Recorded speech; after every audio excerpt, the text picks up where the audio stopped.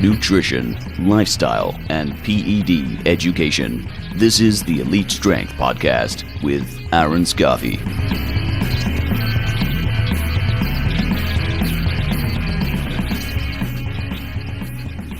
All right, guys and girls, welcome back to another episode of the Elite Strength Podcast. I actually don't remember what number we're up to, so we're just going to roll on here with good old Uncle Pat Morrison. How are you?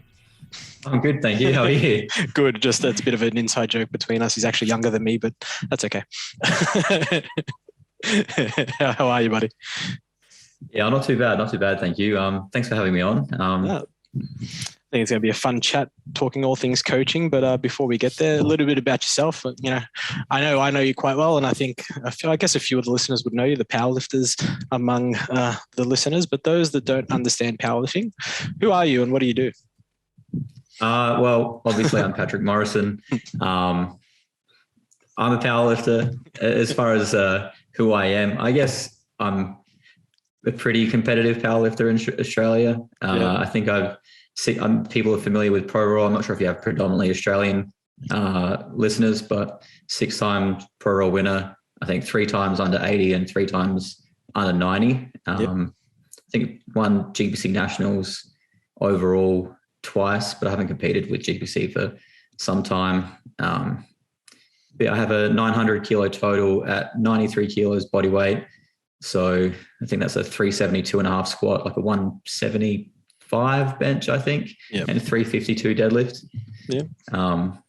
I think he's underselling it for the listeners. He's probably pound for pound the best powerlifter in Australia, and probably top 10 or probably more top 10, top 15 in the world, give or take, pound for pound, easily. Yeah, look, I always undersell it. That definitely does undersell it. He's probably just going to be Australia's greatest powerlifter, maybe top 2, depending on Odell. I think depending on. I try not to have a big head, but I guess you could probably say that I'm contender for one of the best powerlifters in Australia. And when I was competing in the 80s or in the 82.5 kilo class, I was like top 10 in the world. And I was doing that with a 2-hour weigh-in. And then with the 90s, now it's a bit ridiculous, but still, even then, I was still top 10 in the world. Yeah, well, you're still throwing up some pretty good weight for reps these days. Looks like you're just chilling, waiting for a comp. Yeah, so my squat would still probably be closest to the biggest in the world. I think when I hit that 372, if I'd cut the extra 3 kilos to 90 kilos, that probably would have given me the biggest squat in the world at the time. So the squat's definitely up there. I'm still training to get strong. It's just changed direction slightly at the moment because, COVID has made things slightly inconsistent and unreliable with trying to have a competition, and then also studying as well. So that takes up a lot of time. Yeah, no, that's completely fair. And also, I guess you own and run a gym, which is quite successful there in Adelaide. It does okay. Yes, I own a gym in Adelaide with my partner, Crystal, and we coach. It's just like a semi-private gym. It's 400 square meters, so it's a decent sized space. We run some group fitness and we coach predominantly Gen Pop, but I do have a decent enough size of powerlifters that I coach. So I coach Mitch Lee. He's one of the best 110s in the country. And then Brandon, who super heavyweight, young kid, 23. We've taken him from a 260 kilo squat to a 430 kilo squat in 18 months. Didn't he put up a 400 kilo squat for an RP 8 or something? I'm pretty sure I saw. I reckon it was I'm pretty sure the 400 was an RP 6. He squats 400 pretty comfortably these days. I've got some really strong lifters, but I also have a lot of, novice and intermediate lifters that they're progressing along nicely. For a lot of them, the aim isn't to be super competitive. It's just, to be strong or functional for life, really, just that way they can enjoy their lives. And I think that's a lot of people do in general. Yeah, that's fair. And I guess what got you into powerlifting to start with? Do you know what? I first joined the gym when I was 18, I think. And I was fat. I just had my first kid. And I was really overweight. So I lost a bunch of weight, joined the gym, and most guys, I reckon they walk into the gym and they're like, I want to be a bodybuilder. I want to look like Arnie. And for me, I walked into the gym and I've just got Lou Ferrigno in my head. I'm like, I just want to rip a car door off. Like, I want to be super strong. I said to the guy at the desk, I'm like, I just want to be super strong. I don't care about like getting big. And then that's just how I trained from like day one, was just to get strong. So I didn't actually compete until I think I did a novice comp like 2014, like start of 2014. And then I did my first Pro Raw at the end of 2014. So yeah, right.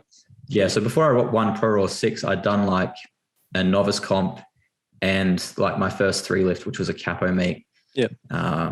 So I'd only done like one sanctioned meet before I did Pro Raw.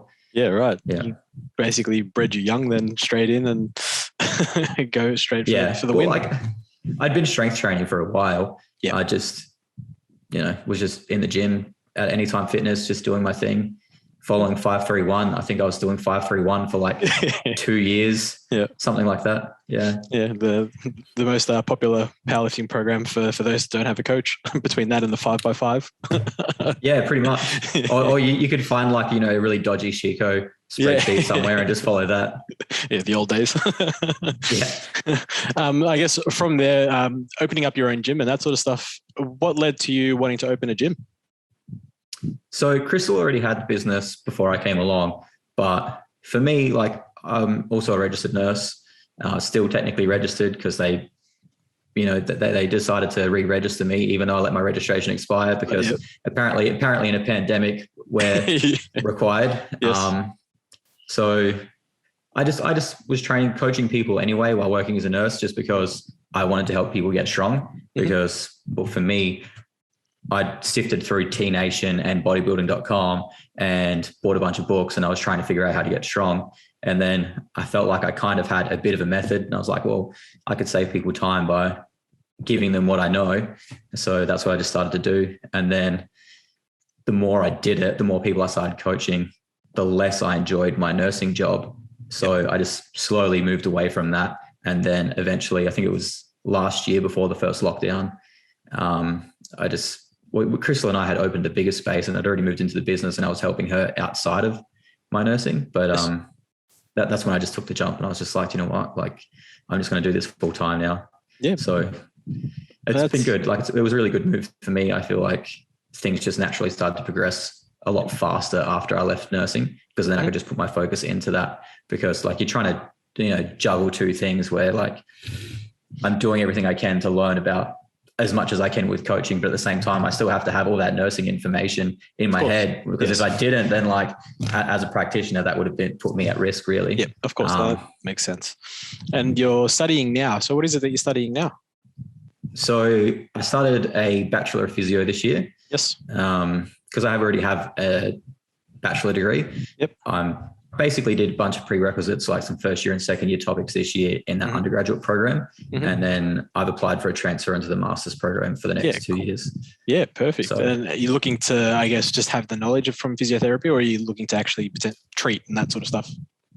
The primary goal is just knowledge, because I find that, I'm not sure what your experience of coaching powerlifters is, but with my experience, it's not like, the training it's really simple. Powerlifting training is not complicated. Getting someone strong, it's really not that difficult.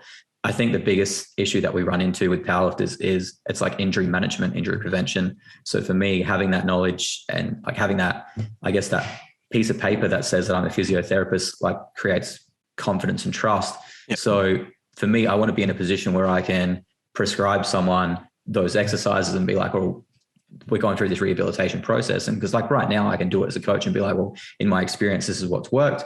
Yes. But for me, like, having that piece of paper to say, I'm actually qualified to say this. Yep. I think I just want to be able to use that to have that trust. As far as treating people, it would be, I don't know, I might do it. I'm not sold on it yet.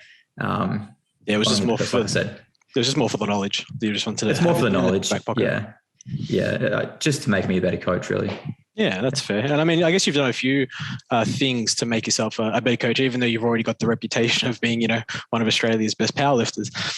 You've also upskilled doing prescript and that sort of stuff too, right?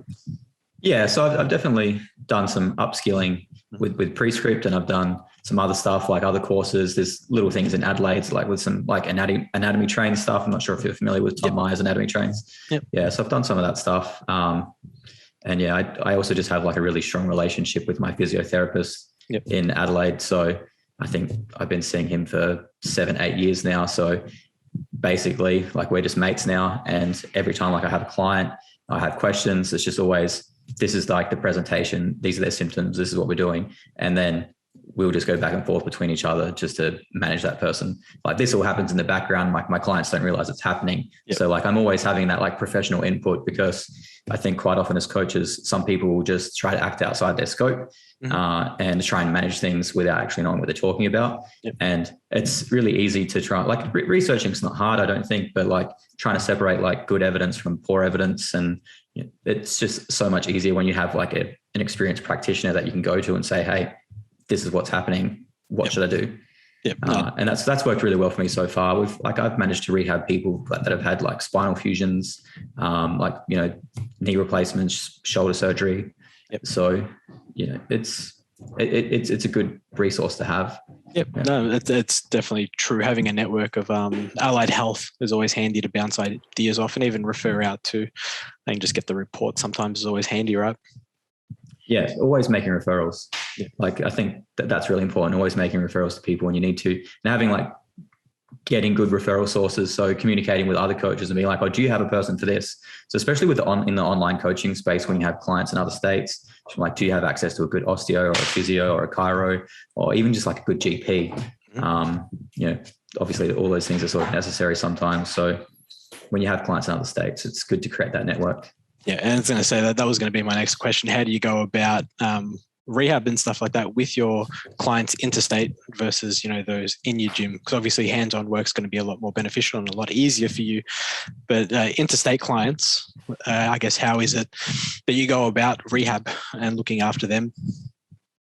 So typically, like, I will try and get a referral first from someone. So again, like my physiotherapist, because of the work that he's done with his education, he's traveled most of Australia. So he has like a lot of good connections. So I can always try and find a physio or some therapist that comes highly recommended that I can then refer my client to. And if that doesn't happen, then he can always do phone consults. Yep. So if it's something complex, obviously, like, I always refer out. But if it's something simple that I know how to manage myself, it's like just a matter of like, hey, I need you to video you doing some sort of, like, whether it's like just some sort of movement screening or like a manual muscle test, like, just all those things can be done online. It's not difficult to assess. And like a lot of things you can just see through movement. And then it's just experience, knowing what exercises you can prescribe or how to manage injuries. And it's just that background of coming from a nursing background. I just go through my process of, I think I posted about it before, you might not have seen, and you're probably familiar with it as well, just using a mnemonic for pain. So like, I use the old cart method that I don't need to go into it now, but someone can just Google it if you haven't heard of it before. But yeah, there's just tools that I use to assess people. That's good. I mean, look, that makes complete sense. And it's like, you've got your systems in place that you can fall back on and rely on, right? Makes life a lot easier for you as a coach. It's a good thing about experience, right? Yeah, you're not wrong. So touching on, I guess, the difference in coaching Gen Pop and Elite, because you do have both, Elite powerlifters, I guess, and Gen Pop. What's the biggest difference, I guess, when it comes to your coaching style with them? There's a couple of differences. So with my more elite people, or the people that are committed to powerlifting, obviously the training is more volumes, more intense, and generally, like, I can be pretty firm. Mm-hmm. I think that powerlifting is not an easy sport to compete in. The training is hard, like, it's hard on your body. So I think that you sort of need to be like that, not militant, but you definitely need to be really firm with powerlifters, mm-hmm. because you do need a certain level of resilience to actually train. And then with my Gen Pop clients, honestly, completely different person with some people. Yes. And it's just a lot lower volume, a lot lower intensity, and the level, like, it's just the level of commitment is very different. So, yep. And then I'm just also more, I don't want to sound wanky, but like caring. It's definitely like it's a softer approach with Gen Pop clients. Yeah, and that makes complete sense in terms of exercise selection and that sort of stuff. Any similarities completely different? Yeah, as far as exercise selection is concerned, it's generally pretty much all the same. So like, because of my experience as a powerlifter, yes. I'm very familiar and very confident with teaching people to squat, bench press, deadlift. Yes. So like, I'm going to use those tools because they're the tools that I have available to me. Yes. Doesn't mean that I rely solely on them. It just means that like they're there as the number one option. With my Gen Pop clients, if for whatever reason they don't want to squat, bench press, or deadlift, then obviously I will give them other options, but it's definitely my tool of choice. And then because for like a lot of my Gen Pop clients, they'll train for an hour maximum and they'll train 2 to 3 times a week. So you're trying to get someone like a result. So like that's what they're all after. They're all after a result, whether that's more muscle or more strength, in like 2 to 3 hours a week. So like your exercise selection generally for me is we're going to aim for those compound lifts anyway. So that way we can hit as much muscle as possible in the shortest amount of time. Yep. So things like that, and then rest periods. So exercise selection between them and powerlifters, it's not really too different for me for when I'm like coaching them. If anything, they'll probably like powerlifters will end up with more variation in accessory work because, you know, they might have a certain like a weakness that I need to try and bring up, whereas a Gen Pop client, because it's not going to like, you know, limit their squat, bench press, or deadlift because we're not trying to maximize that lift. It's just, it goes under it just gets ignored. And we're just like, all right, we're just trying to get you overall stronger, more muscle, leaner, whatever it might be. Yep, that's completely fair. And it's an interesting point that you mentioned when it comes to elite or more elite powerlifters and that sort of stuff. Those with a bigger, more specific goal, I think you're a little bit more, I guess the word you used was militant, but not exactly what you meant. But when it comes to, I guess, that particular group being powerlifters, would you say that you lead by example? I 100% do. Yeah. I would not give, with any of my clients, actually, I wouldn't give them anything that I wouldn't do.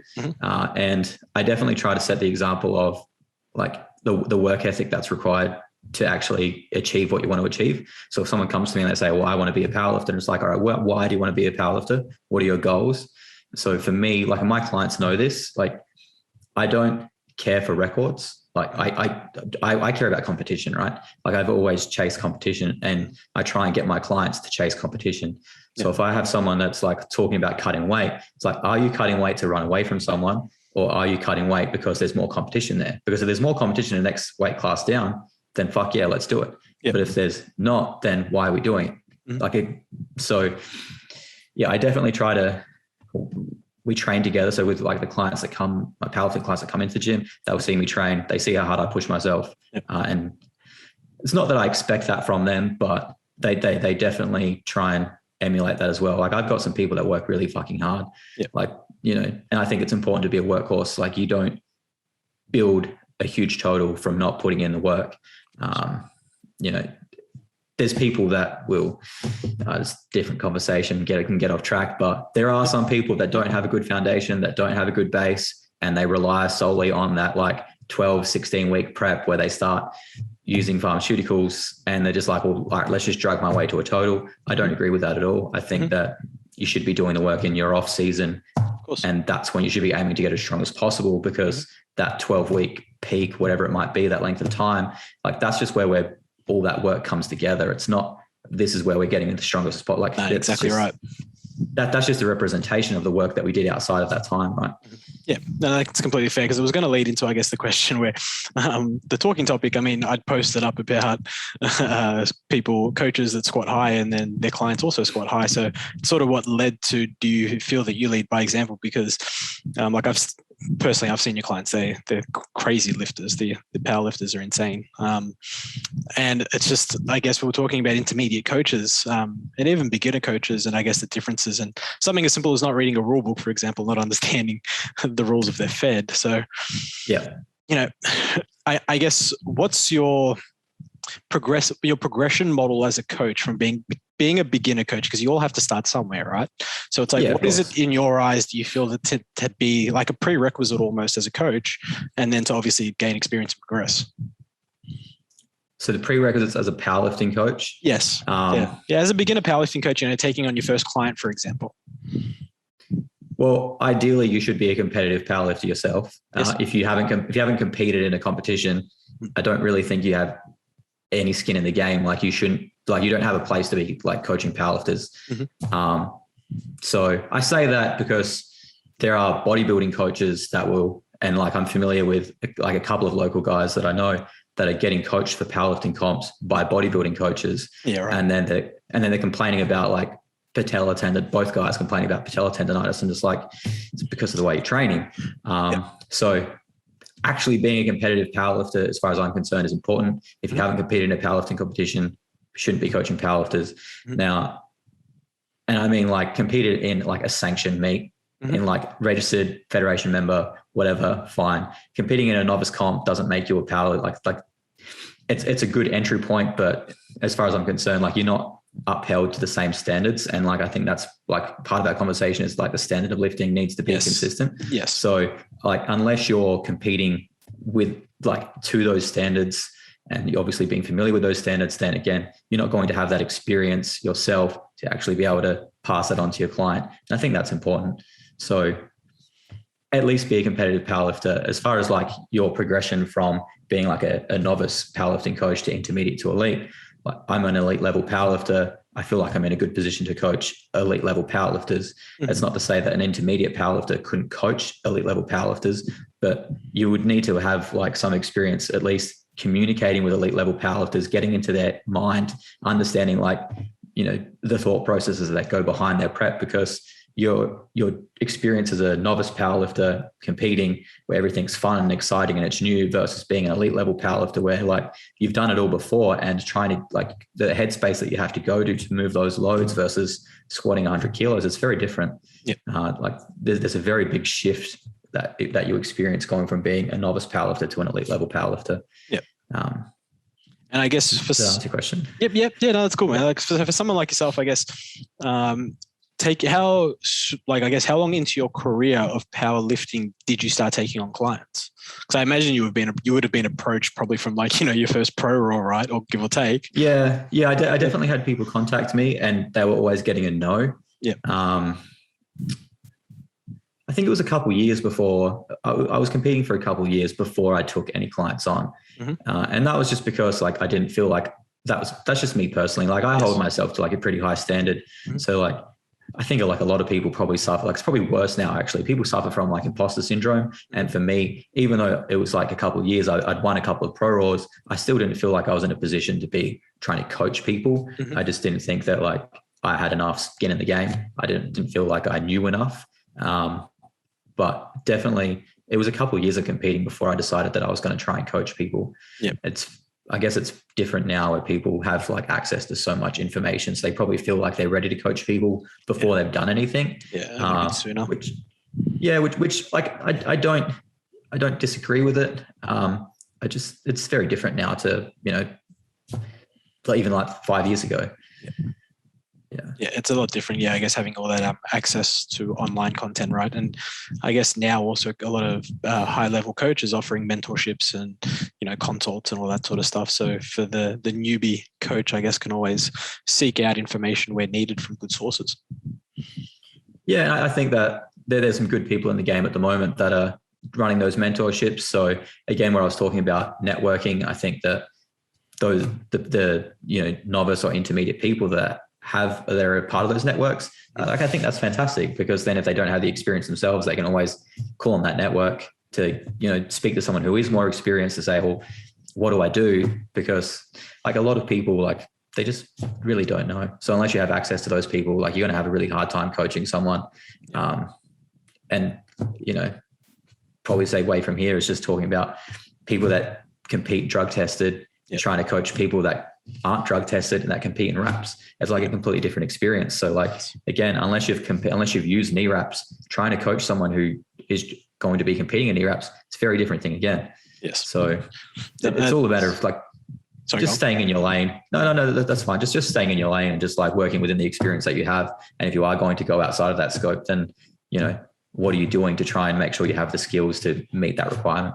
Yeah, and that's completely fair. And I was going to ask, is that something that you also get asked to do? So not just only powerlifting, I guess coaching.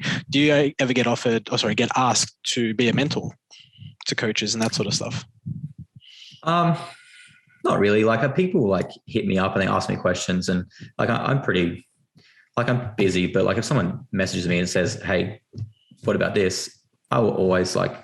My DMs are basically always open. People message me, they ask me questions. Like I'm very open with information. So as far as mentoring people, it's not something I've really thought about. Maybe someday when I feel like I'm, not an imposter, but yeah. No, that's completely fair. It's an interesting, I guess, aspect of things. Like we have those newbie coaches that do have access to all this information, and I guess it's getting the access to the right information and having a guiding hand, which, like, I know when I first started powerlifting coaching, like you said, like 6 years ago, like my biggest entry into the game was actually having a 1 hour consult for free with Chad Leslie Smith. So it was just an email. I just managed to find his email, and he's contacted me back and said, let's jump on a Skype call. This is before Zoom. So, when Skype was the thing, and he's just like, let's jump on a Skype call, and just an hour of programming, just nutted out and just writing it all out. And, it was the fundamentals for my programming for powerlifting going forward, because having a lot of rehab clients that were just getting stronger via rehab, and they're like, well, now we want to express this strength. Where do we do it? It's kind of like, well, let's go to a powerlifting comp and find out what happens. Yeah. So I guess it's just having access to, higher level people that you can contact and, ask questions and bounce off. So it could be something worth offering. Potentially. And like, that's the thing, like you had access to Chad and like, again, because the game's changed the way that it has, like high level people are so accessible now that like they've never been more accessible. You can go to the link in their bio, click on their friggin' LinkedIn, you can book a friggin' phone call, like pay them, whatever their fee is, and you can ask them all the questions that you need to. Like there's really no excuse to like not be getting the information, there's really no excuse to not get the information that you need, or to, network with these people, because if you don't know the answer, it's not that fucking hard to find it.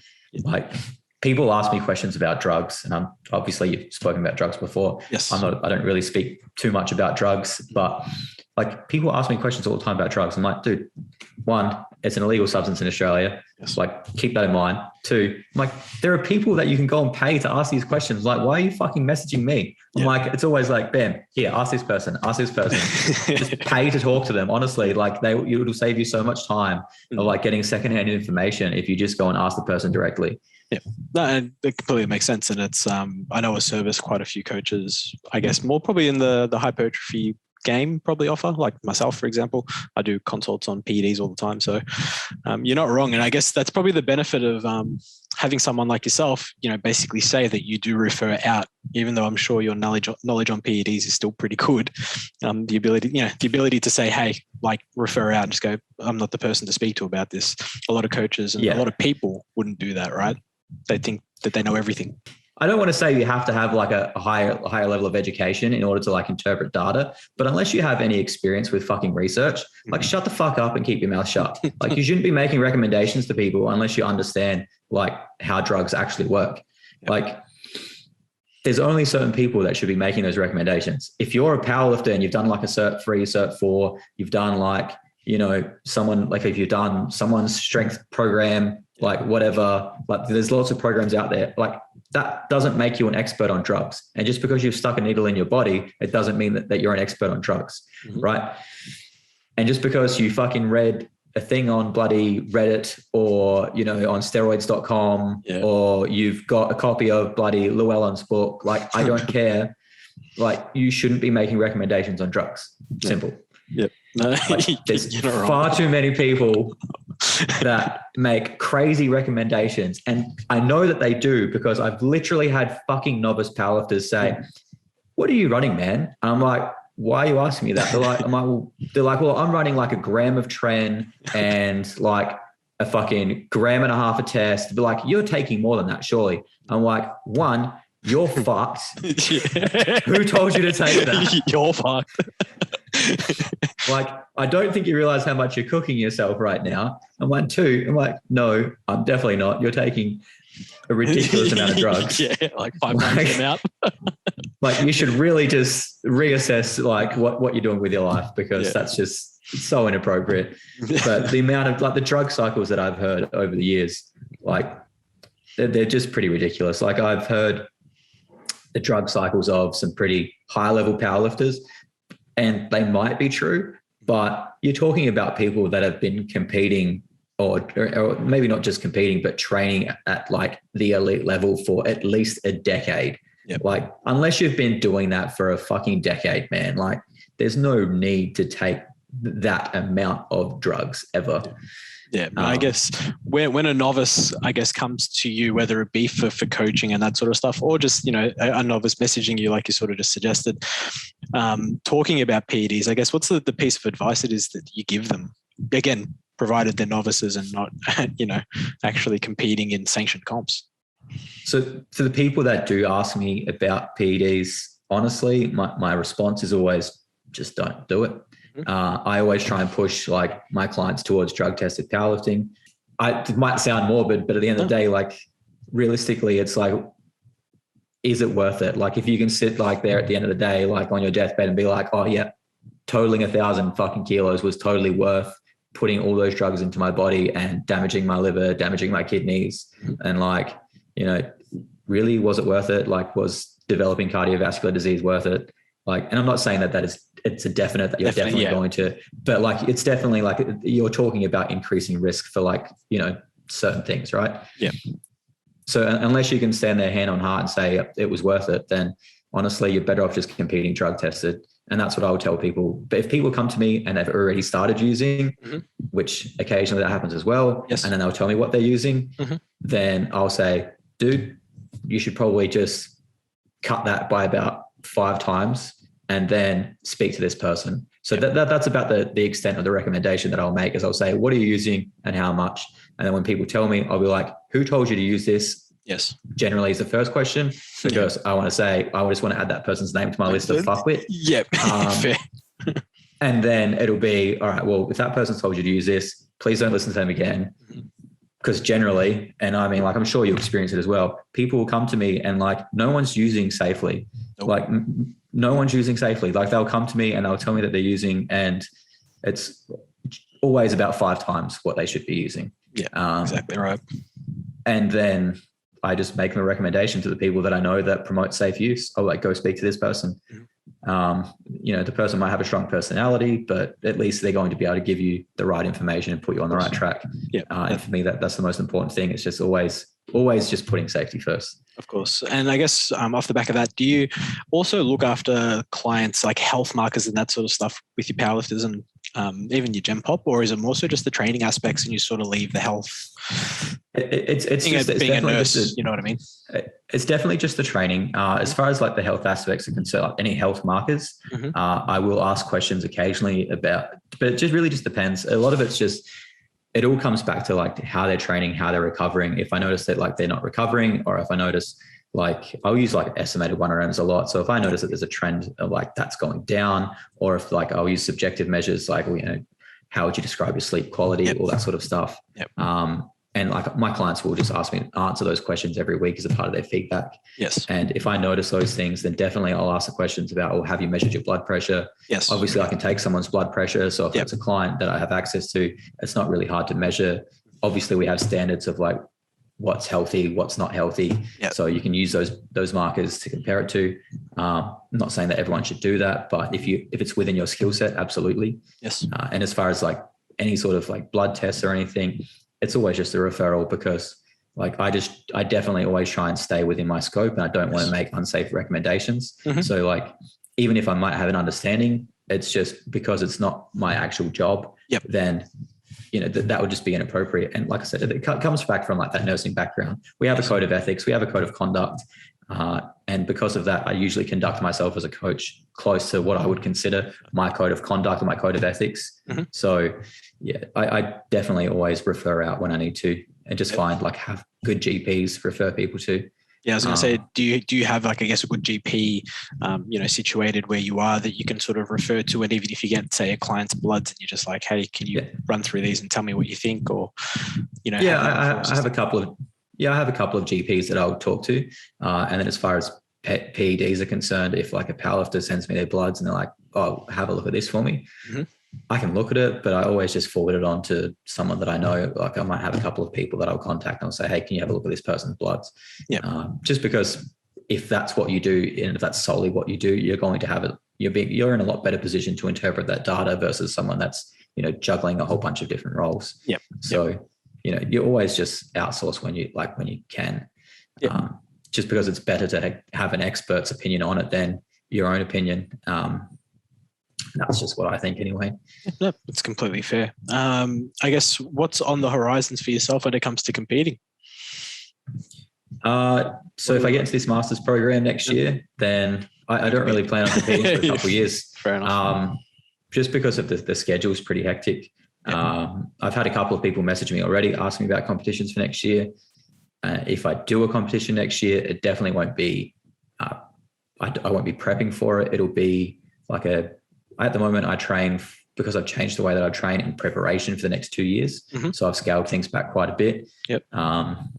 It's basically like squat, bench, dead, followed by like some circuit training. I don't want to fucking say CrossFit because it's not CrossFit. It's literally just the circuit training. Yep. Pretty high intensity, like wouldn't even call it interval training. It's just high intensity circuit training. Yep. My sessions take like an hour. So if I do prep for a comp, it's going to be whatever I can do in an hour. And then I'm just going to rock up and just lift. Just do what you do. Pretty much. There won't be too much that goes into it. But then after that, absolutely, I'll have more time once I finish uni. Mm-hmm. So I'll probably compete because I still have goals. I still want to squat 400 kilos. Yep. I still want to see if I can total 1,000. Mm-hmm. So that will be the goal, but that won't be for a couple of years yet. Yep, that's fair. Any, I guess, comps that you can name that you've been asked to jump in, or are we keeping that hush hush for now? Put you on the spot a little bit.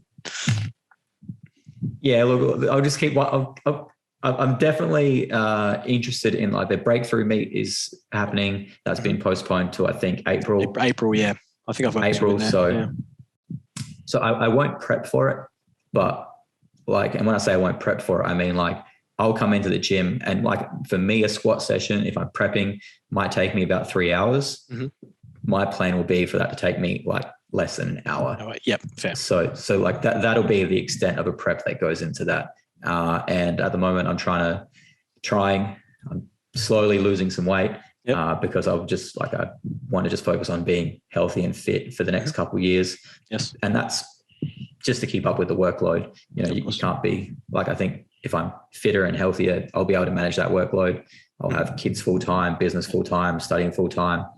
So that breakthrough meet, it will be done with like very minimal prep, maybe come in light. And when I say light, I might just compete at 82.5, which I haven't done since 2018. Yeah, right. But if I do that, I don't see why I wouldn't be strong. Yep. I'm just throwing up air quotes on a podcast. It's fine. We have it on YouTube as well. People do watch it sometimes. Yeah, look, I think that like at 82 with minimal prep, there's no reason I shouldn't realistically be able to total mid-8s anyway. Mm-hmm. But, Yeah. No, and then there's another meet, but I've already said that I'm not really too interested. Yep. Not able to name it. No, I'm pretty sure that you could figure it out. Oh yeah, no, fair enough. Totally fair. We won't get into that one. I was going to ask, to finish off, I always ask 3 Instagram accounts that better your day-to-day life, whether they're funny, whether they're educational, whether they're lifting, training. Who is it that you follow, and give them a shout out? So for training, it's got to be Dan Green. Dan Green is the fucking GOAT. Honestly, that man just never stops. Like, I love seeing his training. Do you know what? Like, I don't think anyone's training really gets me motivated anymore other than Dan Green's. I watch Dan Green's training and it makes me want to be strong. Yep. Right. And then probably 2 other, like if I have to name 2 other accounts, it would probably be, I like Rethinking Physiotherapy. They post some good stuff. And then Science for Sport. I'm not sure if you're familiar with Science for Sport. I am. I follow his. I find that I consume like a lot of evidence. Like I probably spend too much time reading journal articles and not actually doing my own uni work. Fair enough. So quite often, like I would just find myself reading those. And then that's 3. But if I'm going to throw a 4th one out there, it would be Mass. I'm not sure if you subscribe to Mass, but Mass, I definitely love Mass. Yep. Yeah, no, that's totally fair, man.